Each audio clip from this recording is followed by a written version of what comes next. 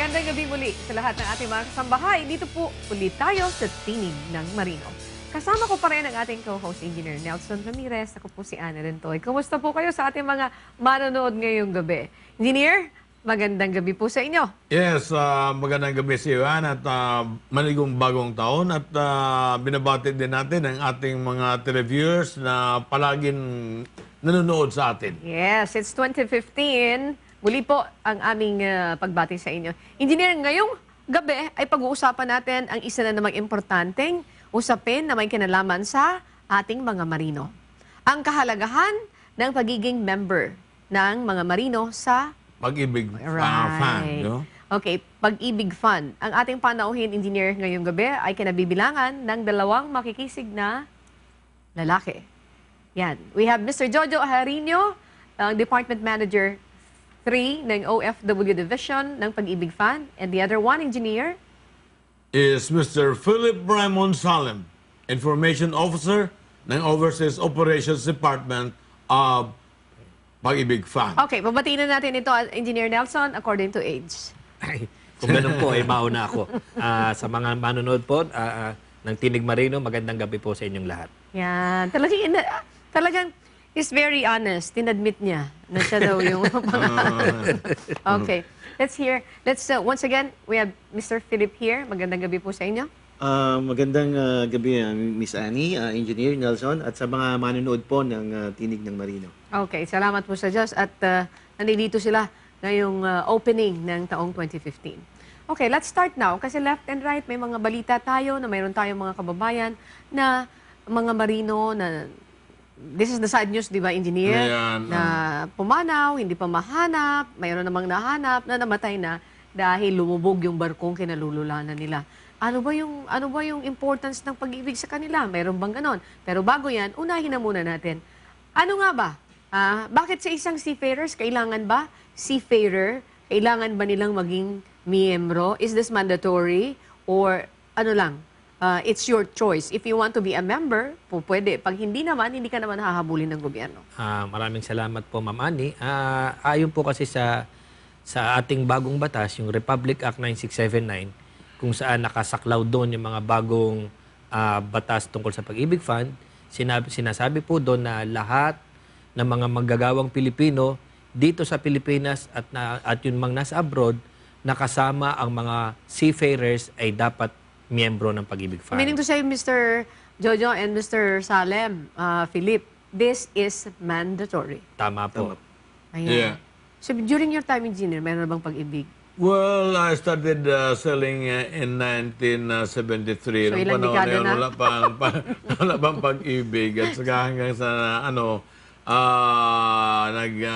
huminto na ako sa aking sea career, ay hindi pa rin mandatory pa ang pag-ibig doon.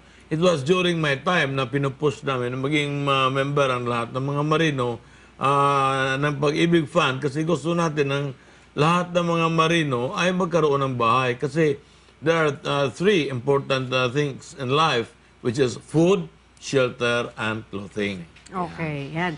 Mga kasambahay, yan ang binabanggit ni Engineer, nung panahon daw po niya ay wala pa pong pag-ibig. Dekada 60 pa po yun. Okay.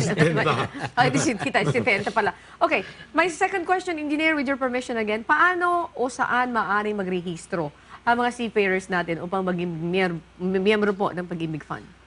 Una-una po, marami mga pamamaraan kung saan pwede mag-restro agad ng yung mga seafarers natin. Unang-una na dyan, meron po kami tinatawag na online registration system. Kung saan bibisita lang yung ating seafarer, kung siya man ay nasa barko at may internet connection siya, bisitahin lang po yung website ng Pag-ibig Fund, www.pagibigfund.gov.ph. Meron po tayong online registration. Ibig sabihin, Engineer, napakadali. Napakadali na magrehistro. Dahil meron silang online. Exactly. Ngayon din, sa Marina din, meron ding online system din sa Marina. Mag-apply ka ngayong December, no? Abril ka pa. Abril pa nila esikasuhin ng iyong papeles. Wait, Online din yun. Teka muna. Online din ang tawag nila But doon. that's different. Ayan, that's different. We're talking of pag-ibig, ha? We're talking of pag-ibig, di ba naman? Iba naman yun. Sa inyo ba naasikaso ka agad? Kapag ka nag-a-apply? Opo.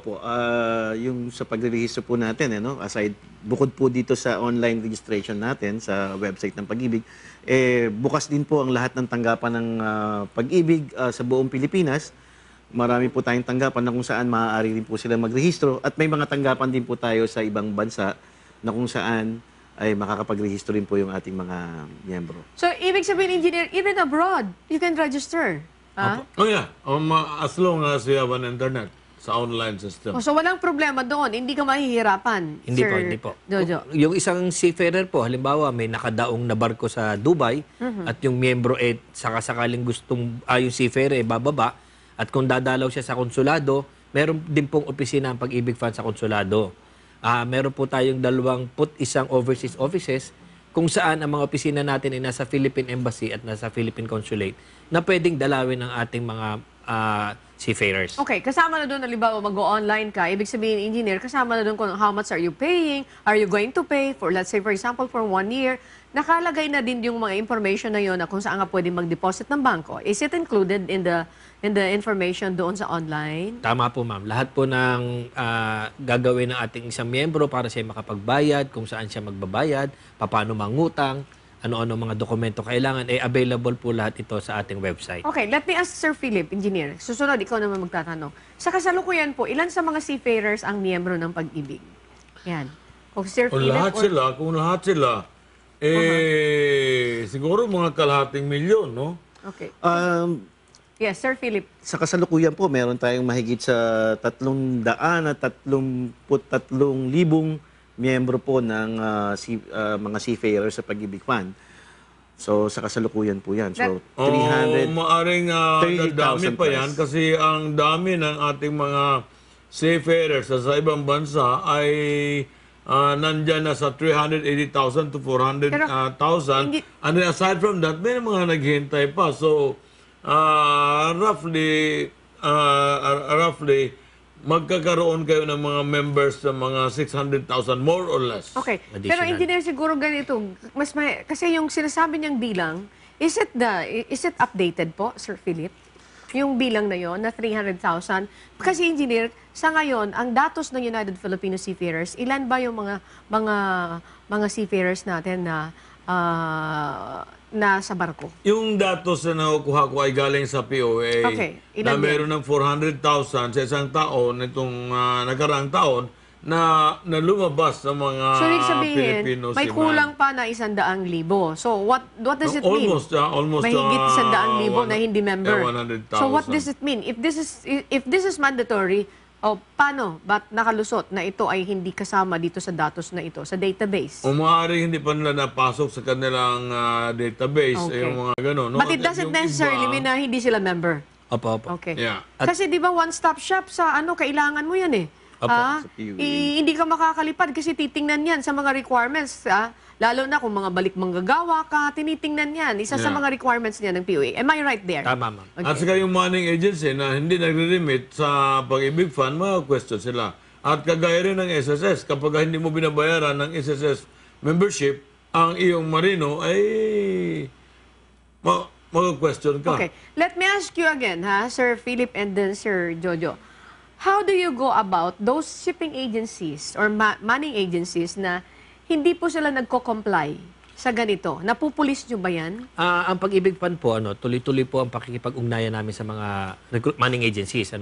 Yung pakikipag-usap sa kanila, yung pagkukonbinse na dapat lahat ng miyembro, ng mga seafarers nila ay dapat miyembro ng Pag-ibig Fund. Kasama na rin po yung mga trabahador nila na nagtatrabaho sa manning agency. Tuloy-tuloy po at ngayon po may mga manning agency rin po na binibigyan kami ng pagkakataon na sumalid sa mga PIDOS, Pre-Departure Orientation Seminar nila kung saan na ipapaliwanag namin talaga kung ano yung mga programa at benepisyo bilang miyembro ng Pag-ibig. Pero yung question ko, engineer, okay, thank you Sir Jojo for that.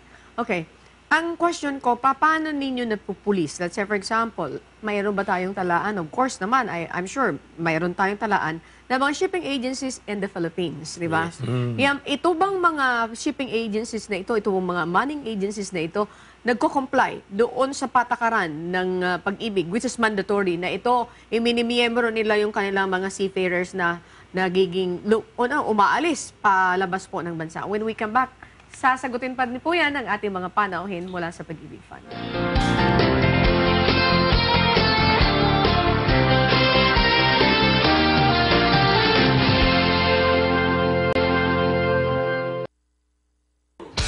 Muli po, nagbabalik ang tinig ng Marino.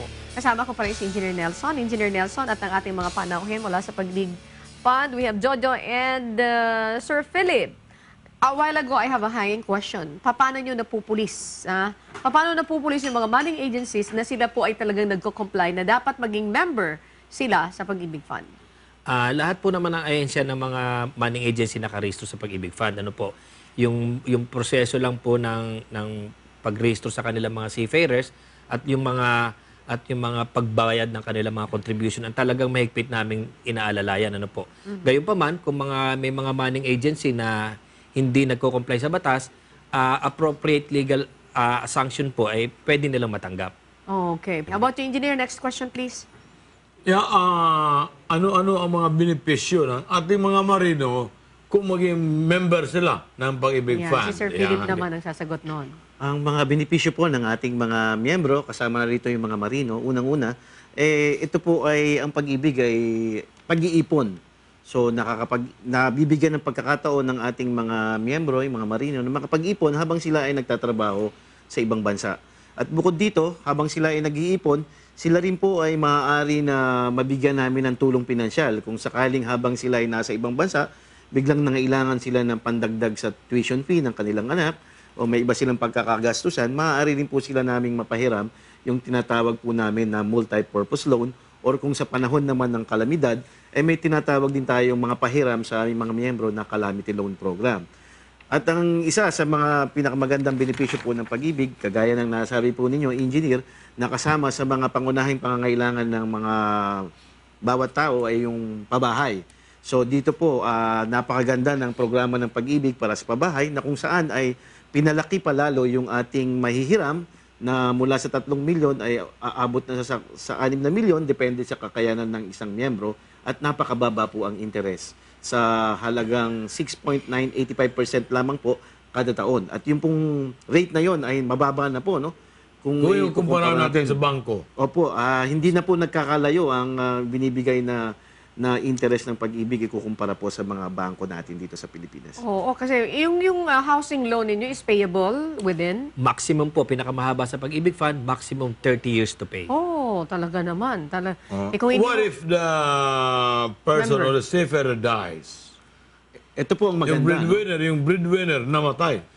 Habang hindi pa niya natapos yung kanyang 30 years. Maganda Yun. po ang kasama sa mga feature natin sa ating pahiram sa pabahay ay yung tinatawag po nating mortgage redemption insurance, na kung saan nga kagaya ng nabanggit ninyo na hindi inaasahang pagkakataon namatay yung ating pong na-discuss housing yan. loan borrower. Siguraduhin lamang po ng ating mga humihiram sa pabahay sa Pag-ibig na updated ang kanilang pagbabayad, nang sa ganon, kung sa pagkakataon na mamatay yung miyembro na yon sa hindi inaasang pagkakataon, ay sasagutin po ng insurance.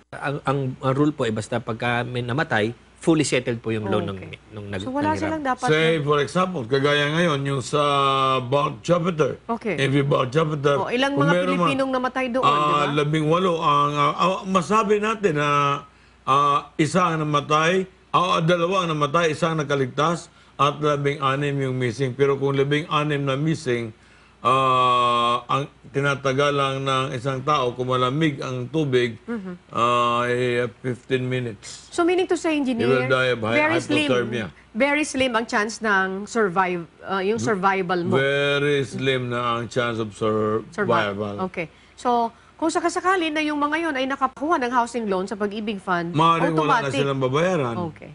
Okay. How about we're talking about benefits. Mayroon bang mga burial benefits dito sa Pag-ibig Fund? Meron din po see? kami meron po kami tinatawag na death benefit kung saan ito ibibigay ng Pag-ibig Fund sa kanila, plus isosoli na po lahat ng Pag-ibig Fund doon sa mga naiwan yung kanyang lahat ng hulog plus yung dividendo na kinita ng hulog na to. Uy, Mr. Salem and Mr. Jojo, Engineer. parang investment din, no? Parang tama po. investment Tama na insurance pa. Oo. Kasi alam mo, mayroon ditong problema, Engineer. Napakalayo pala. Kasi mayroon tayong mga na-encounter na mga problems na mas mainam pala ito kumpara doon sa SSS. Kasi yung sa SSS, halimbawa, ay GSIS, I'm talking of the GSIS. Halimbawa, ikaw magre-retiro, hindi mo yan nakuha, yung retirement benefits mo, hindi ka nag-claim within the prescribed period, hindi na mapupunta sa iyo yung pera na yan. Hindi mo na makukuha. But unlike here, this SSS and the Pag-ibig Fund, no matter what, kahit gaano katagal, imagine, namatay ka na, namatay ka na, may burial ka.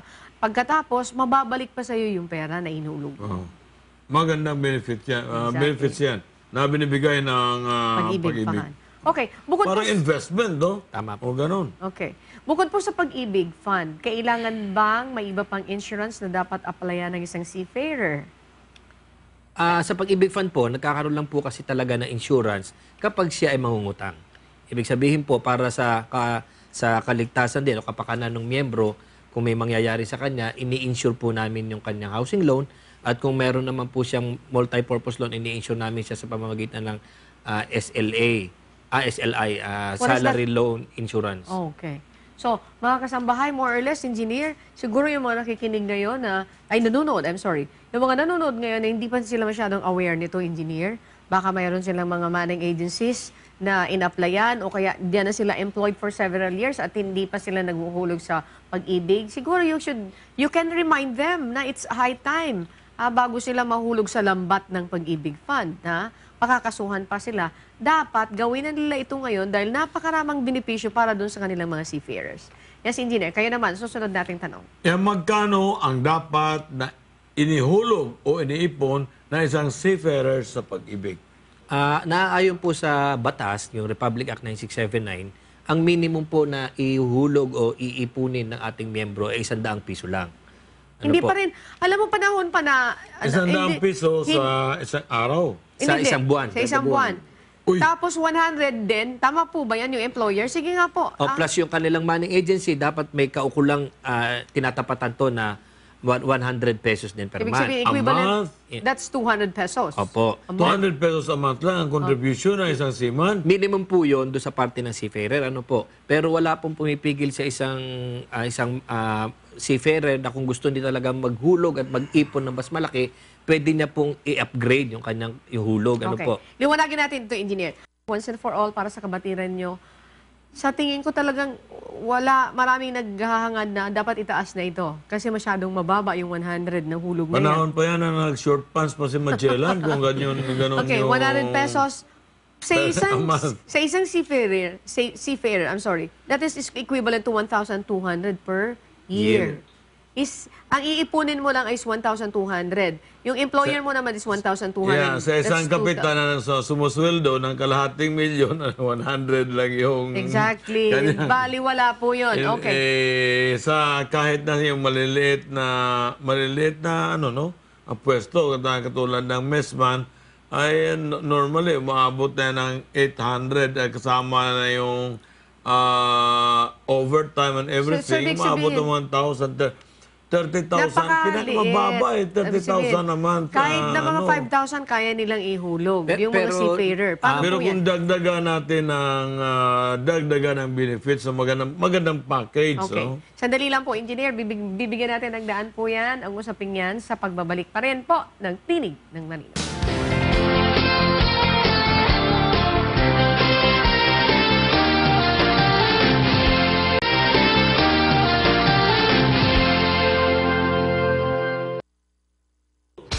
Okay, muli po, nagbabalik ang Tinig ng Marino at ang pinag-uusapan pa rin natin ang kahalagahan ng pagiging miyembro po sa Pag-ibig Fund sa mga Filipino seafarers. At panauhin pa rin natin, engineer, si Mr. Jojo Ajarino. And of course, we have... Mr. Philip Raymond Salem. Okay, kanina sa tanong ko, engineer, paano kung halimbawa yung isang seafarer gusto dagdagan yung 1,200 ng kanyang contribution para mas malaki? Pwede pa po ba yun? Pwede po ma'am na dagdagan ng ipon gaya po ng nabanggit namin, yung 100 pesos ayon sa batas ay minimum contribution ano po, na pwede sila mag-upgrade. Sa datos po namin ngayon, Engineer Nelson, kung mamarapatin mo ano po, marami na rin pong seafarers na naguhulog ng mas mataas sa 100 pesos. Minimum nila usually is mga 500 to 800 pesos per month. Okay, pero engineer, tama. Ang akin dapat ang minimum ay say for example 500 and then pwede pa nilang yan i-upgrade pero dapat kasama yan sa pre-departure orientation seminar para naman malaman nila na meron palang ganitong package at parang forced saving ng mga marino. Kasi napakahirap ipaintindi mo sa marino kung ano itong mga bagay na to, no? Normally, hindi sila mabuvoluntaryo na mag-member, maghulog niyan, maghulog niyan. At napupunta lang sa ibang bagay yung kanilang pera. Okay. Tatanungin ko si Sir Philip, Engineer, and Sir Jojo, saan maaring maghulog ng kanilang monthly savings o contribution ang mga seafarers natin? Unang-una po, no, habang kung nandito pa sila sa Pilipinas bago sila umalis, di hubat, ito nga po ay may pagkakataon sila maghulog sa PUEA o sa alimang tanggapan ng pag-ibig. Kung sakaling sila man ay nasa ibang bansa na, ay kalimitan, seafarer, nakasakay po ito sa barko, ay yung kamag-anak nila dito sa Pilipinas, maaari rin pong maghulog sa amang sangay ng pag-ibig. At meron din po tayong bayad center. Marami po tayong bayad center na tanggapan sa buong Pilipinas. Nakakalat yan. Maaari silang maghulog doon. Maaari rin po siya ngayon na maghulog ng pag-ibig savings through using the Visa and MasterCard credit card. May mga accredited din po tayong mga bangko. At sa SM Mall, Business Center, Pwede. maaari rin Okay. po maghulog ng pag-ibig savings ang ating mga marino at mga miyembro ng pag-ibig. Okay, Engineer, last question if I'm not mistaken. Okay, paano, let's talk about the process ng pag-apply ng isang seafarer sa pag-ibig housing loan. Ano-ano po ang mga requirements at magkano ang halagang maaaring mautang? Kanina medyo na-mention na yan. Okay, sige po. Una-una po yung papaano-ano po. Ang requirement lang po ng Pag-ibig Fund, yung isang marino, kailangan may at least 24 months na hulog sa Pag-ibig Fund. Ngayon, kung siya ay bagong marino, pwede po niya agad bayaran yung buong 24 months at pwede na rin agad siya makapangutang. Ano po? Okay, so madali lang pala din. Ano po? Ang requirement, ang unang-una pong requirement, dahil alam po natin na sila nga po ay nakasakay sa barko, kailangan lang pong mag-issue sila ng special power of attorney. Mag-assign sila ng representative dito So, sa pwede Philippines kung sino mag-aasikaso ng loan nila. At ang kailangan lang pong importanteng dokumento ay yung employment contract na isang marino. Na kung saan valid yung contract at kung saan nakasaad doon kung magkano ang kinikita niya buwan-buwan. Okay, Engineer, kayo naman, ha? Yeah, ano ba yung pag-ibig loyalty fund? Card. I think it's referring to the card. Yung card. Okay. Card. Oo. Card. Napakaganda po, no? At na mabibigyan nyo kaming pagkakataon na maipaliwanag itong Pag-ibig Loyalty Card. Ito ay isa sa pinakabagong programa ng Pag-ibig. Ang pinaghugutan po, pinagmulan ng programang ito ay sa miyembro ng Pag-ibig sa kasalukuyan na more than 14 million members ay wala pa po sa kalahati ang talagang humihiram sa pabahay, humihiram ng multi-purpose loan, calamity loan. Ito po ay inilabas ng Pag-ibig, ang Pag-ibig Loyalty Card, upang magdagdag benepisyo sa mga miyembro. Lahat po ng miyembro ng Pag-ibig ay maaaring kumuha ng Pag-ibig Loyalty Card. At yung loyalty card po na yan, kami po ay nakikipartner. Halimbawa sa mga pharmaceutical, drug company, restaurants, educational institution, na pag nagpresenta ang isang Pag-ibig member ng card sa kanila at bibili sa kanila ng serbisyo, goods or services, may diskwento po. May discount. So, isang magandang halimbawa po nito, no? Halimbawa, gamot. So, meron po tayong partner, ang Pag-ibig, na isang pharmaceutical company, na pag bumili po tayo sa butika na ipakita ang Pag-ibig Loyalty Card, ay makaka-avail po siya ng as much as 50% discount. Wow, malaking bagay. Opo. Wala po ito pinagkalayo kung kayo ay isang mamimili ng Mercury drug kung saan merong suki card. Kung ikaw ay may sa SM bumibili ka at meron kang card na tinatawag nilang SM Advantage, parang ito rin po yung loyalty card ng Pag-ibig Fund. Okay. Sa mga nanonood ngayong gabi dito po sa Tinig ng Marino, bilang mensahe po, marami na tayong mga napag-usapan, including the loyalty card ng Pag-ibig. Tanungin ko lang isang question. Halimbawa, yung seaman, no, hindi nakapag-loan. Ngunit namatay siya. Wala bang insurance yun?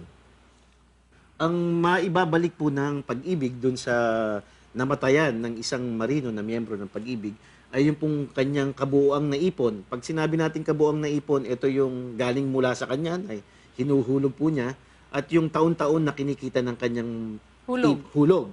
Kasama po yung burial benefit na naipaliwanag po So kanina. there is burial benefit. Ito po Meron ang pa rin ibabalik. kahit na kasi naisip ko paano kung hindi ako umutang. Yun. Baka in the future, baka makaisip sila engineer na, o sige, lagyan natin ito ng insurance benefit for them. Kaya nga ako, kung ako member ako ng Pag-ibig, ipag-utang ko na yung bahay ko. Solve na ako eh. Solve na ako. Ngayon pa lang, ipang-utang ko na. Tama po, engineer. Kasi at the same time, kung ano man mangyari sa akin, isolve na rin yung bahay ko. Tama Wala na rin problema eh. Okay, that's very good. Diba? Okay. Sa engineer, sa pagkakataong ito, hingan ko po ng message si Mr. Jojo Harino and of course si Sir Philip Salim ngayong gabi para sa ating mga manonood dito sa Tinig ng Marino. Especially, nakakater kasi ito sa mga marino. Okay, usaping pabahay, baka kayo ay interesado. Sige po, go ahead, Mr. Jojo, sir. Nang una, Ma'am Ani, tsaka Engineer Ernesto, namin kayong pasalamatan sa pagkakataon binigay niyo sa amin para maibahagi yung mga programa at benepisyo ng Pag-ibig Fund. Sa mga manunod naman nating mga marino, nais po nating ipaalam na ang Pag-ibig Fund ay hindi gastos. Ito po ay isang pamamaraan ng pag-iipon kung saan lahat ng inipon nyo at kinita ng inyong ipon ay isosoli lahat ng Pag-ibig Fund sa inyo pagdating ng panahon. Okay, thank you very Na may much. kasamang interest. Tama po. Kasama yung dividendo. Kasama. Tinagdagan ni interest. engineer. Tama yun, may kasamang interest. And of course, thank you, Sir Jojo. We have also here Mr. Philip Raymond Salim. Muli po, Miss Annie, engineer, maraming salamat po sa inyo sa pag-anyaya sa amin dito sa inyong programa. Ang nais ko lamang pong paalalahanan, alam ko po na yung marino ay mas maraming panahon na nasa dagat. So, yung pagkakataon na sila ay makapagtuloy ng paghuhulog ay mas kokonti. Kaya paalala ko sa mga kapamilya ng mga marino na sana sila na yung gumawa ng trabaho, na sila na yung mag-remind sa kanilang asawa na kailangan nating maghulog ng pag-ibig mo. Nang sa ganun ay talaga pong makapag-ipon at maka-avail ng mga benepisyo ng pag-ibig. Okay. Pero siguro sa mga manning, sa mga seafarer, ang manning agency na ang naghuhulog. Opo. Habang sila nasa barko. Salary reduction po. Okay, thank you so much for that, engineer. May May babatiin tayo, Okay, wait, Ann. yes.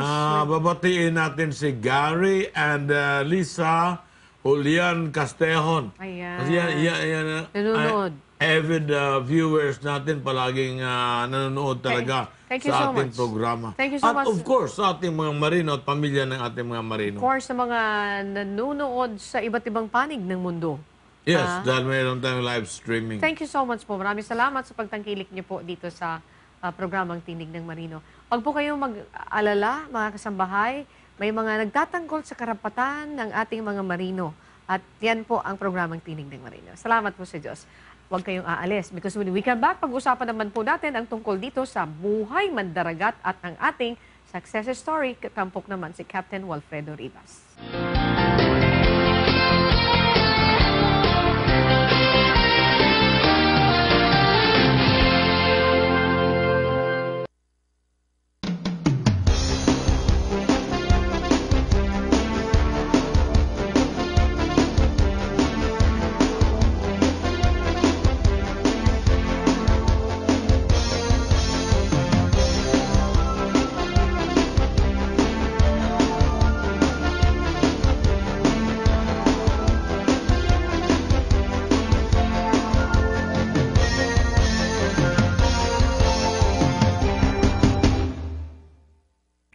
Inaanyayahan po namin kayo na sumubaybay sa aming programang Police at Your Service tuwing Sabado alas 7 hanggang alas 8 ng gabi.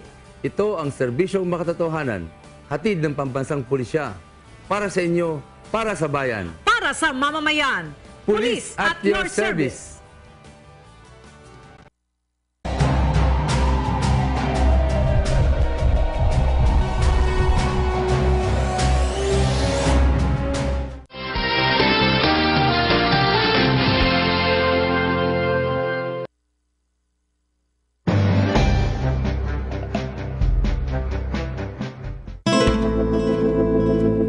Kung may kasabihan na ang isang paa ng ating mga sundalo ay nasa lupa At ang isa naman ay nasa hukay, maituturing din natin ang buhay ng ating mga marino ay kaparehas na mga sundalo na palaging nasa bingit ng kamatayan. Napakalungkot na mga balita ang sumalubong sa ating mga mandaragat nitong pagpapalit ng taon. At pinakamalungkot dito ang balita ng paglubog naman ng MV Bulk Jupiter sa karagatan ng Vietnam na may 19 na tripulanteng Pilipino. Himalang nakaligtas ito ang isang ship cook. May nakitang 2 bangkay at magpahanggang ngayon wala pang balita sa 16 na nawawala. May lumubog din na isang barko noong ika-4 ng Enero. Ito ay sa karagatan ng Scotland. Dito naman sa ating bansa, lumubog naman ang isang cargo ship sa MVC Merchant sa karagatan ng Batangas noong unang araw ng Enero. Natagpuan ang bangkay ng Chief Engineer na si Almarito Anciano. Ngunit nakaligtas naman ang 19 na tripulante kasama na ang kapitan ng barko. Nasunog ang isang barko ng MV Norman Atlantic sa karagatan ng Italy. Napabalita na 8 ang nasawi sa sakunang ito at may nakaligtas na 486 kasama na ang mga pasahero at tripulante. Napabalita din na may 2 pang tripulante ng isang barko na kasama sa sumaklolo at nagbatak ng barkong MV Norman Atlantic ang namatay dahil sa napitikan ito ng lubid. Hindi biro ang trabaho ng ating mga mandaragat na tinatawag din nating economic warriors.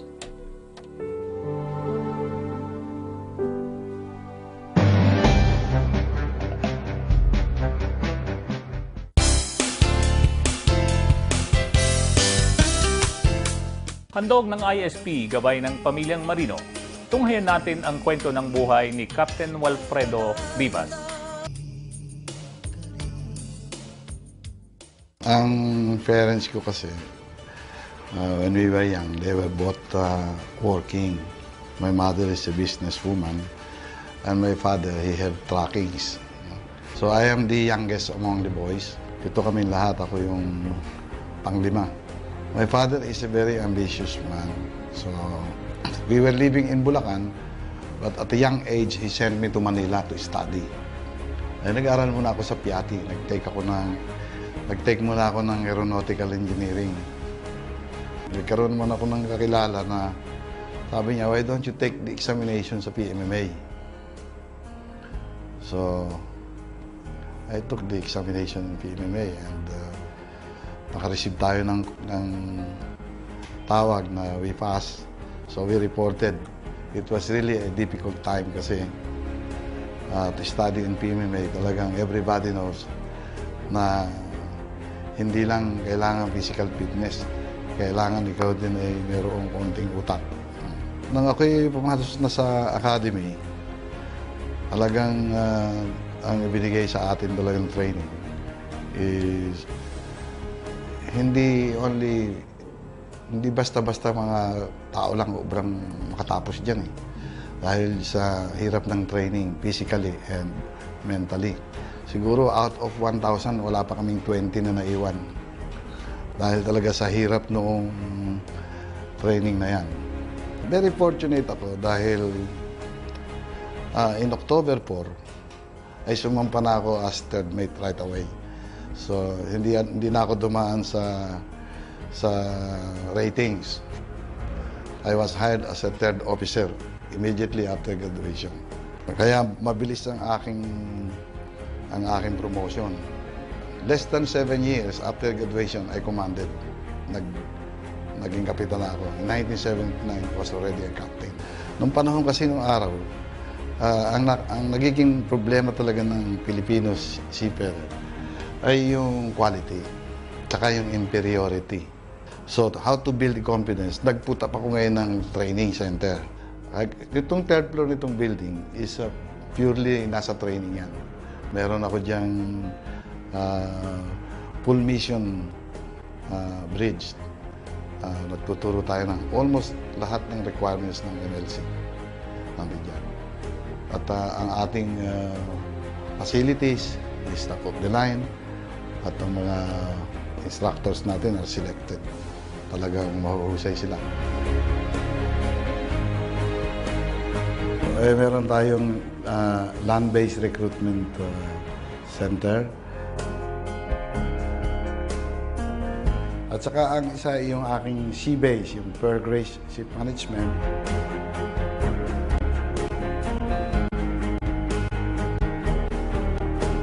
Meron din tayo ritong training center, yung Sequest. Meron din tayo ritong training ng yung OSASES is mainly nagtitrain ito ng welding. Yan ay accredited ng TESDA. Meron din tayo ritong clinic.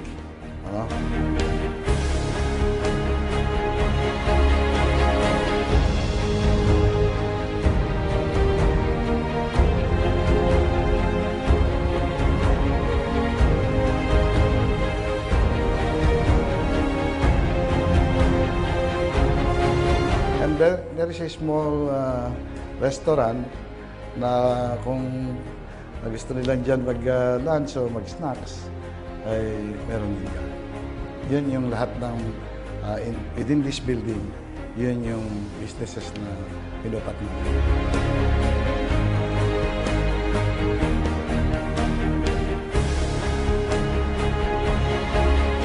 Ang paniwala ko talaga sa buhay ay ang dapat ang isang tao ay positive ba ang thinking. Bukas ng mata mo, ang una mong iisipin yung magaganda, yung maayos na bagay. So far, I'm happy kasi the business is going, no? At saka, actually, itong building na ito is already ang own building. Success on the family, success in business, in friendships. Kasi ang mga nagiging acquaintance ko, mga partners, are all honest people. We really work together with honesty. What is yours is yours. Hindi ba tayo nagkakaroon ng competition? We help each other. It's a team. When you win, I win. If you lost, I lost. Yun siguro ang isang reason of success. I have good partners at saka good family. Kakaroon siguro ng magandang success ang isang tao kung ang kanyang pamilya is happy at ang kanyang wife is supportive.